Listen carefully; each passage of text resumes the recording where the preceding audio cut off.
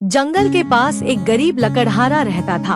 वह प्रतिदिन जंगल जाता था, लकड़ी काटता था और उसे शहर में ले जाकर बेच देता था। इसी आशा से वह प्रतिदिन अपने साथ एक फावड़ा और एक कुल्हाड़ी लेकर जंगल में जाता था।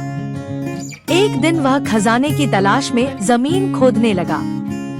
अचानक उसकी नजर एक विशाल बर्तन पर पड़ी।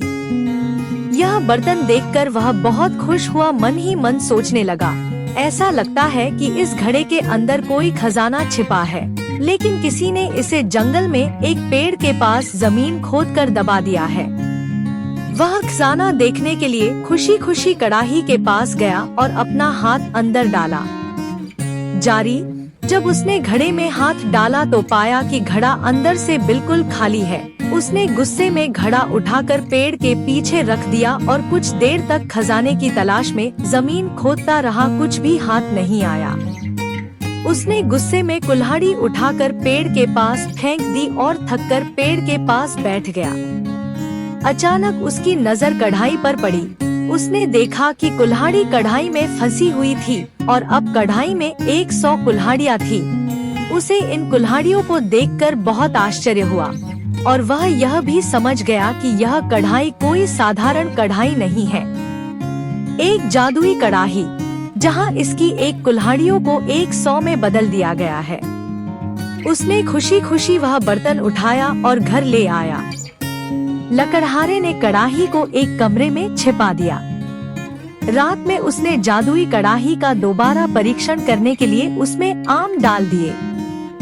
थोड़ी देर बाद उसने देखा कि कड़ाही में 100 आम है।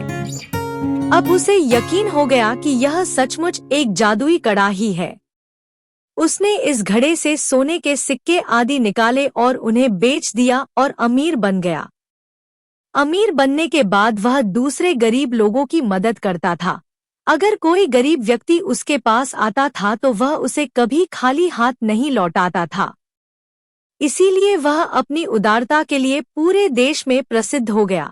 उसके अचानक धनवान होने और जादुई बर्तन की कहानी हर जगह फैल गई। इस जादुई कड़ाही की खबर इस देश के राजा तक भी पहुंची। राजा बहुत लालची था, फिर भी उसे और खजाना चाहिए था। उसने सोचा कि अगर उसे यह कड़ाही मिल जाएगी तो उसका खजाना और बढ़ जाएगा। यह विचार करके राजा ने लकड़हारे और उसके बर्तन को महल में लाने का आदेश दिया।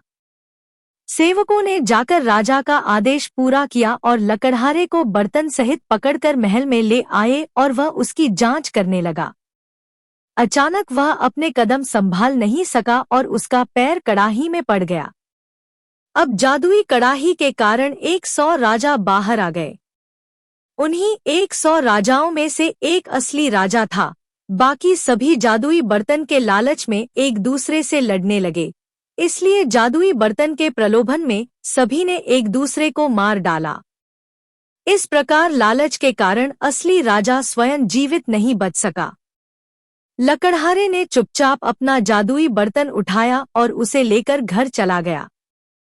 प्यारे बच्चों, अगर किसी के पास आपसे बेहतर कुछ है तो उससे ईर्ष्या मत करो, बल्कि जो तुम्हारे पास है उसके लिए आभारी रहो।